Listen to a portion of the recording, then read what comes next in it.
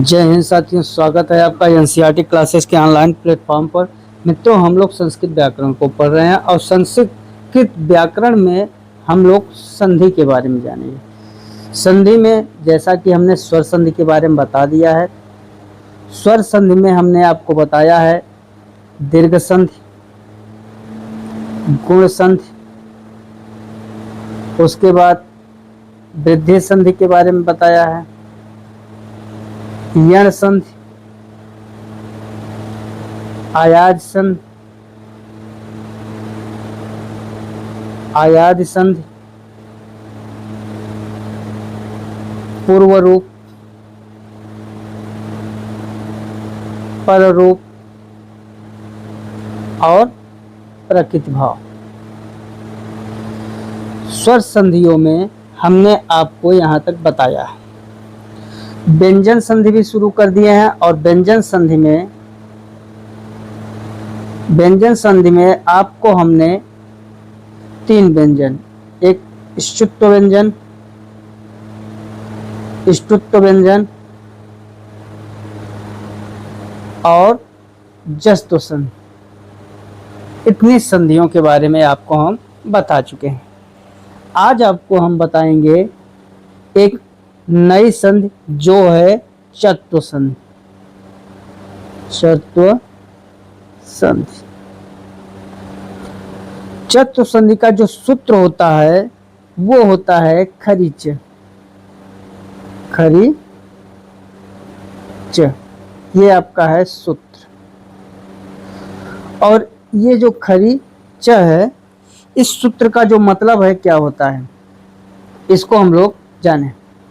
तो जो खरीच है, इस सूत्र का मतलब ये होता है कि अगर झल प्रत्याहार के बाद, किस प्रत्याहार के बाद, झल प्रत्याहार के बाद क्या है, खर प्रत्याहार आए, समझिएगा, झल प्रत्याहार के बाद खर प्रत्याहार आए तो जो इनका आदेश होगा वो आदेश क्या हो जाएगा, आदेश हो जाएगा चर प्रत्याहार। पहले हमने जैसे बताया वैसे आप लिख लें, चर प्रत्याहार। समझ में आया? हमने क्या कहा, झल प्रत्याहार के बाद अगर खर प्रत्याहार आता है तो झल के स्थान पर जो आदेश होगा, यहाँ लिख दें, झल के स्थान पर जो आदेश होगा वो आदेश क्या हो जाएगा, चर प्रत्याहार। ठीक, अब आपको हम इसको ओपन करके बताते हैं, खोल के बताते हैं। देखिए, जो झल प्रत्याहार है, आप जब जस्त्व संधि पढ़ रहे थे वहां भी झल प्रत्याहार था। तो हमने आपको बताया था झल प्रत्याहार में प्रथम वर्ग, द्वितीय वर्ग, तृतीय वर्ग, चतुर्थ वर्ग और उष्म व्यंजन, यही आते हैं। ठीक, आइए जाने झल प्रत्याहार में कौन कौन से वर्ण आते हैं। तो चलिए देखते हैं। जो झल प्रत्याहार है, प्रथम वर्ण में क्या आएगा, क, वर्ग में क, च, ट, त, प, यही आएगा। द्वितीय में ख, छ, ठ, थ, फ। तृतीय में ग, ज, ड, ब, ब, ग, ज, ड, द, ग, ज, ड, द और ब। ठीक, उसके बाद घ, झ, ढ, ध, प, ब, भ। ठीक, ये आपके हो गए झल प्रत्याहार में। और जो आपका उष्म व्यंजन होता है क्या होता है, श, श, स, ह। यही है झल प्रत्याहार में वर्ण। इसके आगे कुछ आएगा नहीं आएगा। तो आपके ये हो गए झल प्रत्याहार। क्या हो गया, झल प्रत्याहार। अब देखिए खर प्रत्याहार, यहाँ प्रत्याहार लिख दीजिए, प्रत्याहार। खर प्रत्याहार कौन होता है, इसको भी जानिए। तो खर प्रत्याहार में आएगा आपका ख, फ, छ। अब देखिए ख, फ, छ, ठ, यही आता है ना। ख, फ, छ, ठ, थ, ख, फ, छ, ठ, थ। उसके बाद क्या आएगा, च, ट, त, व। तो यहाँ पर ख, फ, छ, ठ, थ। उसके बाद क्या आएगा, त, कपय, क, प, यह नहीं लिखेंगे। स, स, स, सक्षर होता है ना, तो स, स, स। अब क्या नहीं लिखेंगे, र। ख, फ, छ, ठ, थ, च, ट, त, व। ये भी आता है, क्या आता है, ख, फ, छ, ठ, थ, च, ट, त, व नहीं आएगा। ठीक, तो ख, फ, छ, ठ, थ, च, ट, त, व नहीं आएगा। क, प, यह नहीं आएगा। स, स, स। ये आते हैं आपके खर प्रत्याहार में। ठीक, ख, फ, छ, ठ, थ हो गया, ख, फ, छ, ठ, थ। उसके बाद च, ट, त, व नहीं आएगा। फिर आएगा क, प, यह नहीं आएगा। फिर स, स, स। ठीक, स, स, स। यहाँ तक समझ गए, ये आपका हो गया खर प्रत्याहार। अब इसके जगह पे जो आदेश होता है वो आदेश होता है चर प्रत्याहार। क्या आदेश होगा, चर प्रत्याहार। तो यहां देख लेते हैं चर प्रत्याहार। क्या देखेंगे, चर प्रत्याहार। और जो चर प्रत्याहार है, चर प्रत्याहार में आपके आएंगे क, च, ट, त, प, यही आएगा। चर प्रत्याहार में आता है क्या, चर में आएगा च, ट, त, क, प, बस इतना ही आएगा। क्योंकि वह नहीं लिखेंगे और इधर यह नहीं लिखेंगे। अब इसको आप देखिए कैसे करना है, आपका जो संधि है उस संधि को कैसे करना है। हमने आपको झर प्रत्याहार दिखा दिया, खर प्रत्याहार दिखा दिया और चर प्रत्याहार दिखा दिया। तो ये आपके प्रत्याहार हुए। अब देखिए इनको किस प्रकार से आदेश इनका होता है। कह रहा है सूत्र आपका कि जब झल प्रत्याहार के बाद खर प्रत्याहार का कोई भी वर्ण आ जाएगा तो आदेश जो होगा क्या होगा, चर प्रत्याहार होगा। बस यही चीज आपको लिखना है। यहाँ आप लिखिए झल प्रत्याहार। कौन प्रत्याहार, झल प्रत्याहार। और फिर आप लिखेंगे क्या, उसके बाद आए खर प्रत्याहार। कौन प्रत्याहार, खर प्रत्याहार। तो आदेश क्या होगा, चर प्रत्याहार। अब एक चीज आपको ये ध्यान देना है, आपको ध्यान क्या देना है कि सबको एकदम सेटिंग बाय सेटिंग, जैसे क, ख, ग, घ, इतने में अगर कोई आता है तो उसके जगह पे आदेश क्या होगा, वो क से। क्यों, अभी बताते हैं। चलिए इसमें हम लिख लें क। अब तो आप समझ गए क, ख, ग, घ। उसके बाद च, छ, ज, झ, ट, ठ, ड, ढ, त, थ, द, ध। ठीक, प, फ, ब, भ, श, स, स, ह। अगर इस वर्ण के बाद आता है क्या, ख, फ, छ, ख, फ, छ, ठ, ख, फ, छ, यहाँ लिखिए जिससे कि हम सेटिंग बनाने, ख, फ, छ। उसके बाद ठ,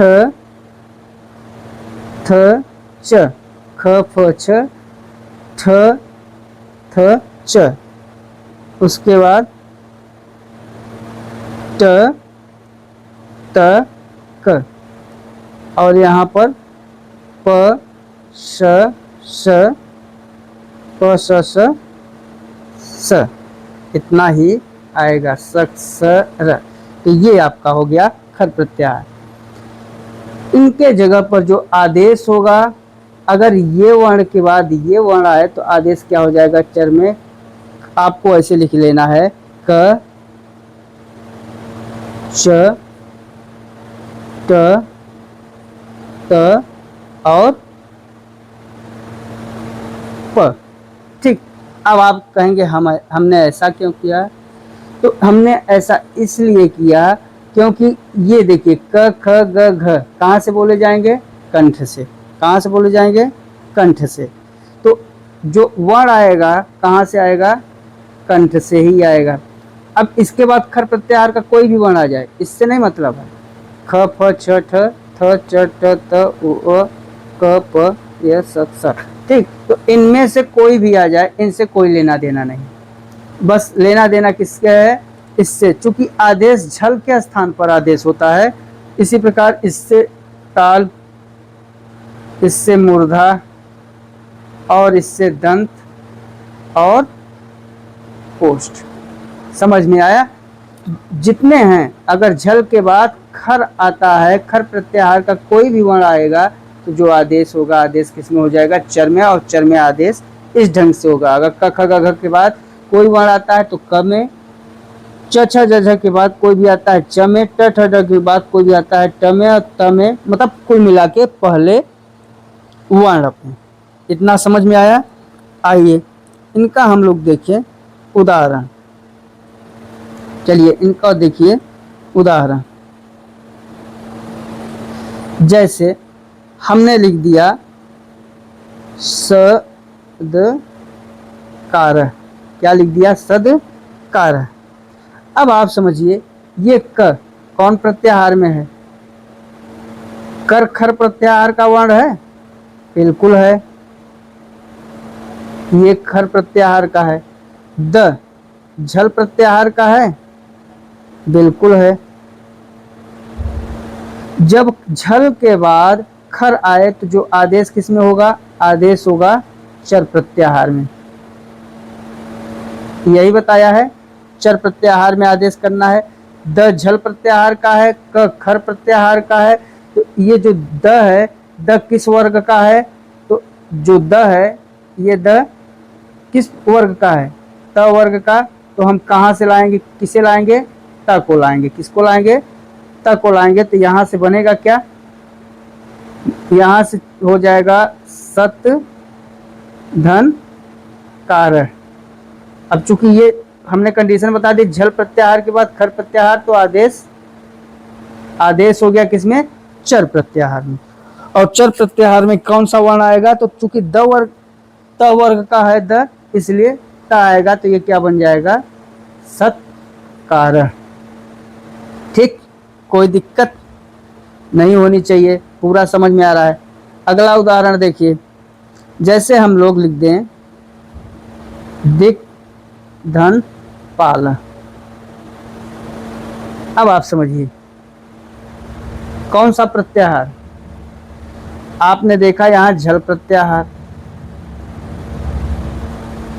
यहां पर खर प्रत्याहार। झल के बाद खर प्रत्याहार, आदेश क्या होगा, चर प्रत्याहार। अब आदेश किसके जगह पे होगा, झल के जगह पे होगा। ग है, ग किस वर्ग का है, ग क वर्ग का है, इसलिए ग की जगह क्या आएगा, क। तो होगा क्या, क्या होगा, दिक पाल।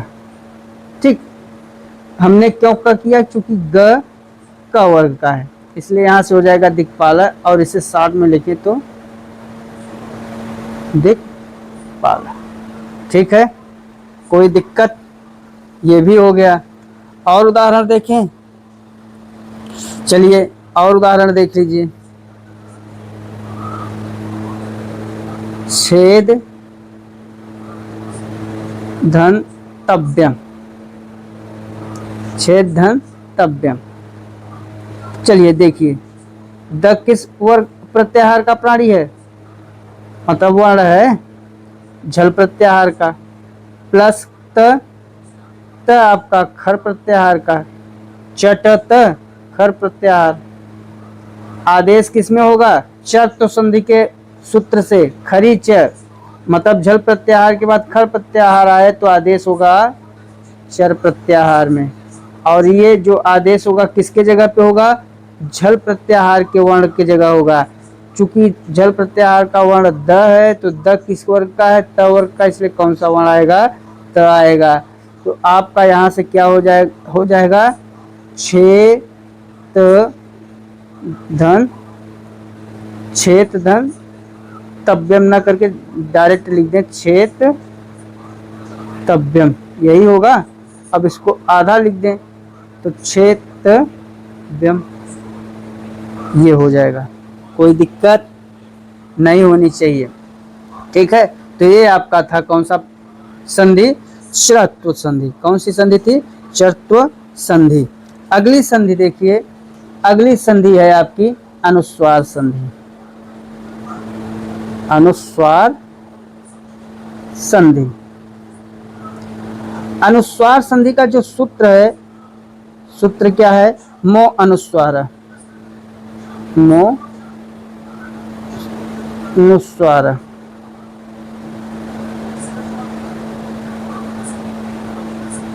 अब आप बताइए, अगर ये अवग्रह किसी संधि के में आ जाती थी तो वो संधि कौन सी संधि कहलाती थी? बताइए। दो ही होगा, या तो वो पूर्व रूप होगा या तो पर रूप होगा। अब आप बताइए कौन सी संधि रूप होगा? तो वो संधि पर रूप संधि कहलाती थी। कौन सी संधि? पर रूप संधि। ठीक। यहाँ पर क्या है? यहाँ अनुस्वार संधि का जो सूत्र है मो अनुस्वार है, और मो अनुस्वार का जो सूत्र का मतलब है, इसका मतलब जानिए। अगर पदांत म के बाद, पदांत म वर्ण के बाद कोई भी व्यंजन आए, क्या है? कोई भी व्यंजन, इसके बाद पदांत म के बाद कोई भी व्यंजन, और व्यंजन को जानते हैं किस प्रत्याहार में हम लोग? हल प्रत्याहार से। तो इसके बाद अगर कोई भी व्यंजन आता है तो जो ये म है, म की जगह पर आदेश हो जाता है। आदेश क्या होता है? आदेश हो जाता है अनुस्वार का। और अनुस्वार का जो चिन्ह है कैसे है? इस ढंग से, ध्यान दीजिएगा। अगर म के बाद कोई भी व्यंजन आता है तो जो म वर्ण है, इस म वर्ण की जगह पर क्या होता है? आदेश होता है। किसका आदेश होता है? अनुस्वार का। यही है आपका क्या? अनुस्वार संधि। उदाहरण देखिए, जैसे उदाहरण में हम लोग देखते हैं, मान लीजिए हरिम धन वंदे, हरिम धन वंदे। अब आप देखिए यहाँ पर ये जो म आया है, ये कहाँ से आया है? मकार से। मकार का मतलब कि अंतिम में म आया है, पदांत म। इसको हम लोग पदांत म भी कह सकते हैं। क्या कह सकते हैं? पदांत म। ठीक है। और पदांत म के बाद ये व क्या है? व्यंजन है। व्यंजन यहाँ पर लिख दें हल। जब पदांत म के बाद व्यंजन आए, हल आए, तो जो म की जगह पर आदेश होता है, आदेश किसका हो जाएगा? अनुस्वार का। यही तो हमारा सूत्र बोल रहा है। अब उस सूत्र के अनुसार जो यहाँ पर म है, इस म को चेंज किस में करेंगे हम लोग? अनुस्वार में कर देंगे। तो क्या हो जाएगा? हरिम पंदे। और कुछ नहीं, बस इस म को हमने चेंज कर दिया किसमें? अनुस्वार में। और उदाहरण देख लीजिए, तुम करोस, तुम करोस। अब फिर वही कंडीशन, यहाँ पर पदांत म आया है, पदांत म आया हुआ है, और पदांत म के बाद व्यंजन आया है। और जब व्यंजन आया है तो म की जगह पर आदेश क्या होगा? म की जगह पर आदेश होगा अनुस्वार का। सेम कंडीशन वही हो जाएगा, त्वम करोस। ठीक, कोई दिक्कत? और देख लीजिए धनम यच्छ। अगला देखिए, इसी में देख लीजिए धनम यच, धनम यच। ठीक। और अब आप देखिए धनम यच से अब यहाँ पर पदांत म, और पदांत म के बाद व्यंजन। आदेश म का किस में होगा? आदेश होगा अनुस्वार में। तो क्या यहाँ से क्या बनेगा? यहाँ से बन जाएगा आपका धनम यच। ठीक। तो ये आपका अनुस्वार संधि हुआ। क्या हुआ? अनुस्वार संधि। कोई दिक्कत इसमें नहीं होनी चाहिए, बहुत सरल ढंग से बता दिया। अनुस्वार संधि का सूत्र क्या है? मो अनुस्वारक। मो अनुस्वारक का मतलब क्या होता है? मतलब होता है कि अगर पदांत म है, पदांत म का मतलब पद के अंत में म, और पद के अंत में म के बाद कोई भी व्यंजन वर्ण आए, कोई भी व्यंजन वर्ण जिसको हम लोग हल करते हैं व्यंजन वर्ण आए, तो म की जगह पर आदेश होता है। आदेश क्या हो जाएगा? अनुस्वार का। अगली संधि चलिए देखते हैं। अगली संधि हमारी होगी तोरली, तोरली संधि। तोरली संधि। तोरली संधि का जो सूत्र है, तोरली संधि का सूत्र भी है तोरली। क्या है? तोरली। इस तोरली का मतलब समझिए। इस तोरली का जो मतलब है, तो का मतलब होता है त, थ, द, ध, न। तो का मतलब क्या हुआ? त, थ, द, ध, न। ठीक, समझ में आया? और ली का मतलब हुआ ल। क्या हुआ? ल। ठीक। अब त, थ, द, ध, न और ल। अब जो तोरली सूत्र है, तोरली सूत्र ये कह रहा है कि अगर त, थ, द, ध, न के बाद, इसके बाद त, थ, द, ध, न के बाद अगर ल वर्ण आए, कौन वर्ण आए? ल वर्ण। तो जो त, थ, द, ध, न है, इस त, थ, द, ध के बाद अगर ल वर्ण आता है, तो इस त, थ, द, ध, न की जगह पर इसका आदेश होगा। आदेश हो जाएगा किसका? ल वर्ण का। ठीक। यही तोरली संधि का मतलब है। तोरली संधि का जो सूत्र है, सूत्र क्या है? तोरली। तो का मतलब होता है त, थ, द, ध, न। ठीक। त, थ, द, ध, न। और ली का मतलब ल। अब जो इसका मतलब सूत्र कह रहा है, इस सूत्र का अर्थ समझिए। अगर त, थ, द, ध, न के बाद क्या है? ल वर्ण आए, तो जो त, थ, द, ध, न है, इसके जगह पे आदेश किसका हो जाएगा? ल वर्ण का। इस त, थ, द, ध, न को हम लोग तवर्ग भी कह सकते हैं। ठीक, कोई दिक्कत? चलिए उदाहरण देखिए तोरली संधि का। इसका जो उदाहरण देखते हैं, चलिए एक विच्छेद करके देखिए।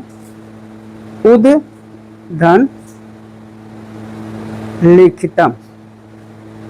अब आप यहां देखिए कि त, थ, त वर्ग का है द।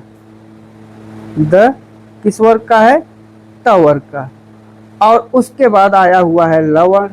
क्या आया हुआ है? लवण। आदेश किसका होगा? द के स्थान पर आदेश हो जाएगा किसका? लवण का आदेश हो जाएगा।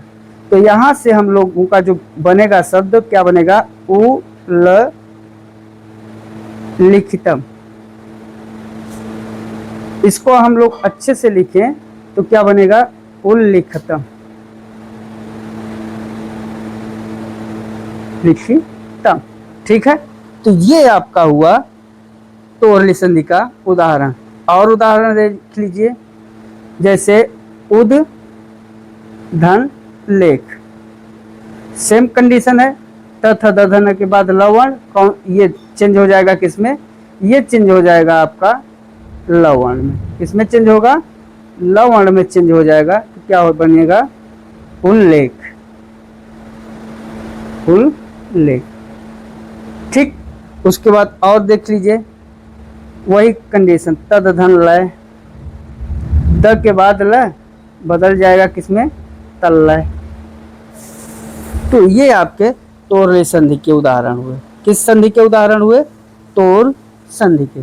कोई दिक्कत नहीं होनी चाहिए, बहुत अच्छे से एक एक शब्द का व्याख्या करके बता रहे हैं, इसमें कोई दिक्कत आपको नहीं होनी चाहिए। तद धन लीन, अब यहाँ फिर द फिर ल, तो त वर्ग चेंज हो जाएगा किसमें, ल वर्ण में, तो ये क्या हो जाएगा, तल लीन। ठीक है, अगली संधि को लिखिए। जो अगला संधि है पर सवर्ण संधि, सवर्ण संधि।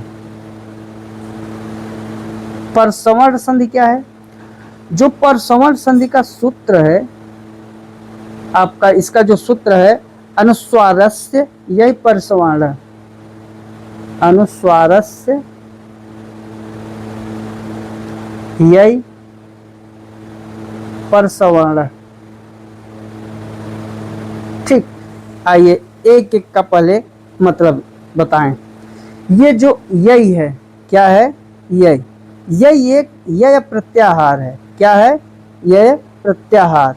ठीक, अब देखिए क्या कंडीशन कह रहा है, उसको एक एक करके हम लोग समझते हैं। चलिए यहां पर देखिए, ये जो अनुस्वारस्य है, अनुस्वारस का मतलब हुआ अनुस्वार। क्या हुआ, अनुस्वार।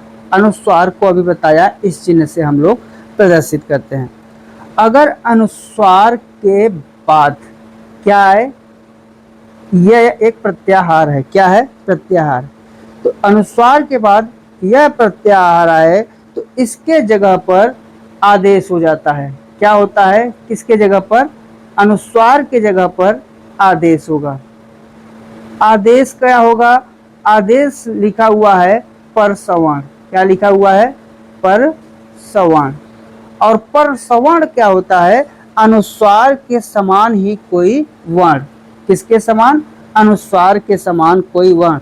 और अनुस्वार के समान कोई वर्ण क्या होगा, जैसे ग, य, ड़, न, म, यही तो होंगे इसके समान वर्ण।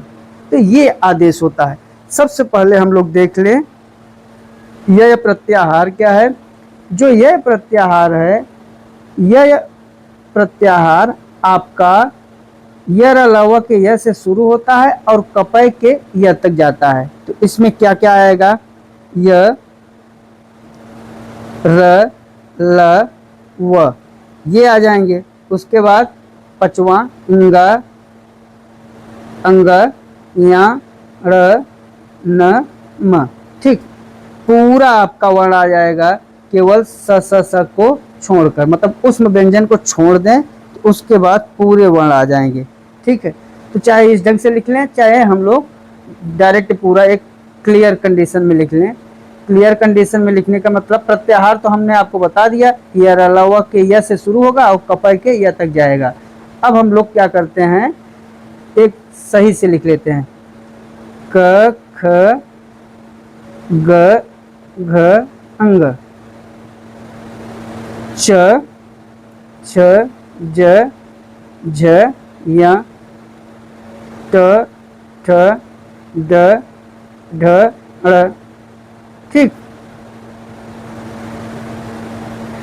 उसके बाद त, थ, द, ध, न, सब अर्धमात्रिक होते हैं। चूंकि व्यंजन है और व्यंजन क्या होता है, अर्धमात्रिक। ध्यान दीजिएगा, प, फ, ब, भ, म, और य, र, ल, व। ये वर्ण आते हैं आपके कहाँ, ये वर्ण आते हैं यह प्रत्याहार में।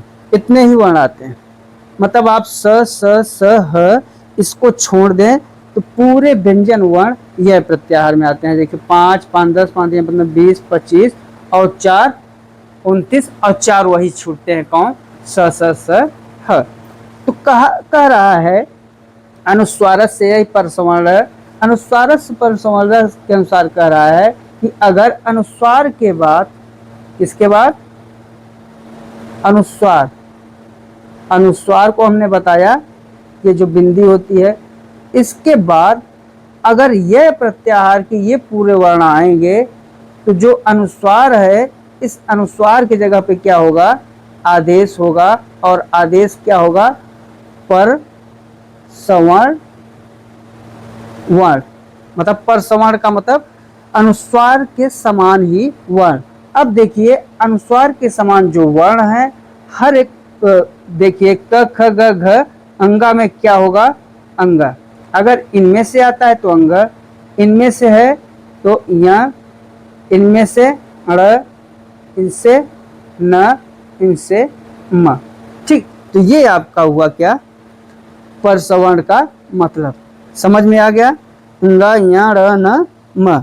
ठीक, अनुस्वार के बाद अगर अनुस्वार के बाद क ख ग आएगा तो उसके जगह क ख ग अंगा में से कोई वर्ण आएगा तो उसके जगह पे जो पर सवर्ण वर्ण होगा क्या होगा, अंगा हो जाएगा। च छ ज झ इया में से कोई वर्ण आता है तो इया होगा। ट ठ ड ढ ढ़ में से आता है तो ड़ होगा। और त थ द ध न में से आएगा तो न पर सवर्ण हो जाएगा। प फ ब भ म में से कोई वर्ण आएगा तो पर सवर्ण वर्ण कौन सा हो जाएगा, म हो जाएगा। तो आपके ये पूरे क्या हैं, पर सवर्ण। ठीक, कोई दिक्कत यहां से। अब आइए हम लोग चलें उदाहरण देखें।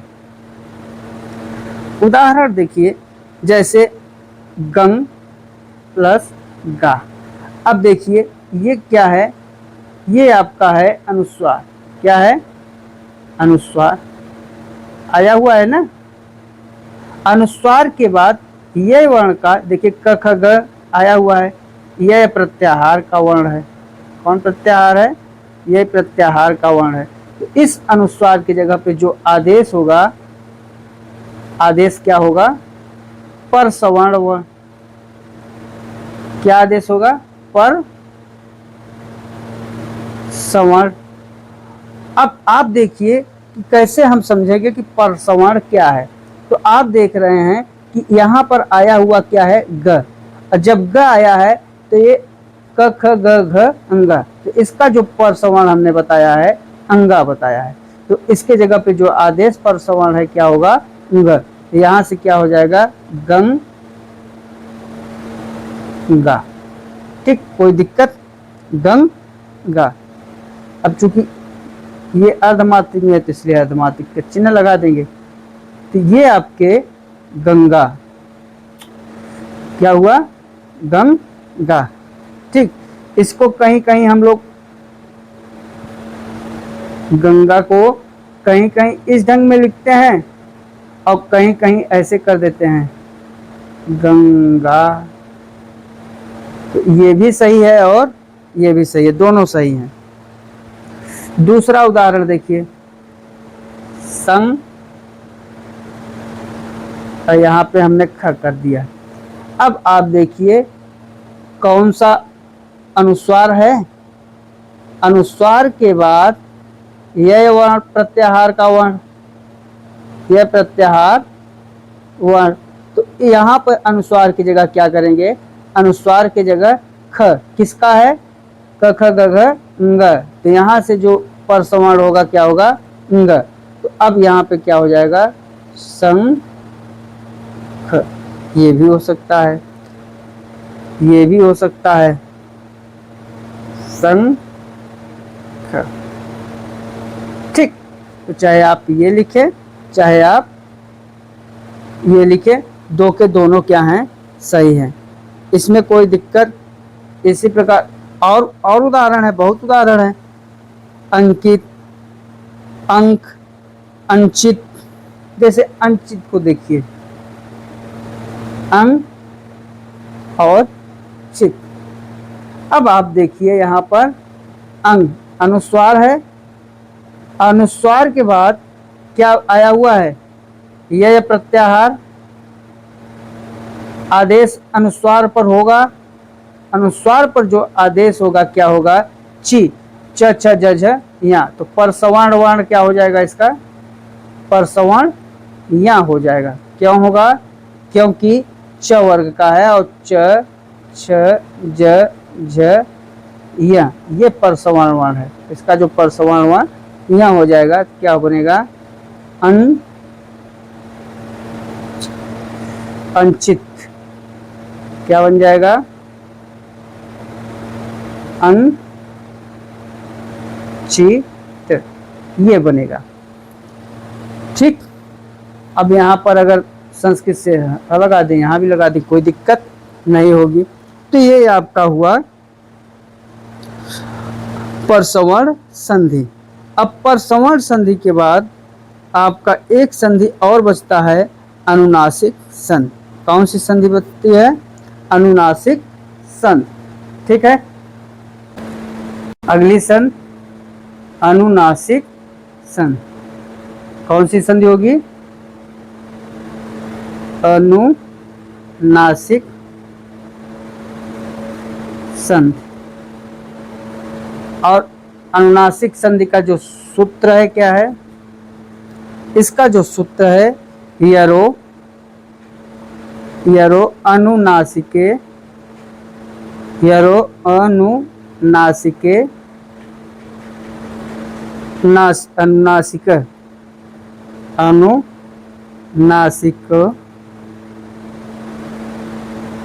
नासिको वा, ये सूत्र होता है। यरो अनुनासिके अनुनासिको वा। इसका मतलब समझिए, एक एक को पहले हम लोग अच्छे से तोड़ेंगे तभी इसका मतलब समझ पाएंगे। यरो, ये जो यरो है ये यर प्रत्याहार है। क्या है? यर प्रत्याहार है। संस्कृत में पूरा प्रत्याहार का गेम है। यर क्या है? आपका एक प्रत्याहार है। अनुनासिके, अगर यर प्रत्याहार के बाद अनुनासिक वर्ण आए तो जो आदेश होगा, आदेश किस पर होगा? यर प्रत्याहार पर। किस पर होगा? यर प्रत्याहार पर। जो आदेश होगा, आदेश क्या होगा? आदेश अनुनासिक ही होगा। क्या होगा? अनुनासिक ही होगा। यही आपका सूत्र कह रहा है। यर प्रत्याहार के बाद अनुनासिक वर्ण आए, अनुनासिक वर्ण आता है तो जो उसकी यर प्रत्याहार है, यर प्रत्याहार की जगह पर क्या आदेश होगा? अनुनासिक ही होगा। वा का मतलब होता है विकल्प से। विकल्प से, विकल्प से कैसे? जैसे हमने आपको बताया अभी, अनुनासिक वर्ण क्या है? अनुनासिक वर्ण या तो हर एक वर्ण मतलब क ख ग घ अंगा में अंग है, और च छ ज या में या है, ट ठ ड ण में ड़ है। इसी प्रकार न है त त द और म। या तो अनुनासिक वर्ण ये हैं, या कोई अनुनासिक वर्ण बाद में आ जाए। या तो हर एक वर्ग के ये वर्ण आएंगे, या इसके जगह पे कोई अन्य अनुनासिक वर्ण आ जाए, वर्ण आ जाए। ठीक। या तो ये आएंगे या इनके जगह पे कोई अन्य अनुनासिक वर्ण आएंगे। जो यर प्रत्याहार है, सबसे बड़ा प्रत्याहार, पहले यर को ही हम लोग देख लेते हैं। तो आइए देखें यर प्रत्याहार के अंतर्गत कौन कौन से। तो यर प्रत्याहार के अंतर्गत मैं आपको बता दूं, ह को छोड़कर, किसको?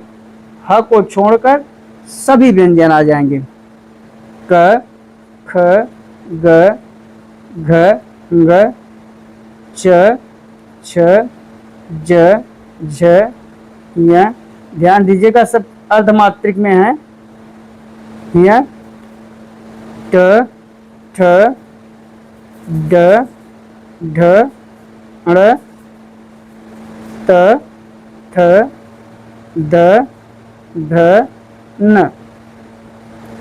य, र, ल, व। उसके बाद स, श, स। ह नहीं आएगा चूंकि हल और ये सर तक ही है। अब ये आपका यर प्रत्याहार है। इस यर प्रत्याहार के बाद अगर आ जाए क्या, अनुनासिक व्यंजन। अनुनासिक व्यंजन क्या है? इंगा, चलिए लिख दिए, यांग र न म, या तो ये आएंगे या कोई अनुनासिक वर्ण आएगा। ठीक, तो ये जो आदेश होगा यर प्रत्याहार की जगह पर आदेश हो जाएगा, और आदेश क्या होगा? अनुनासिक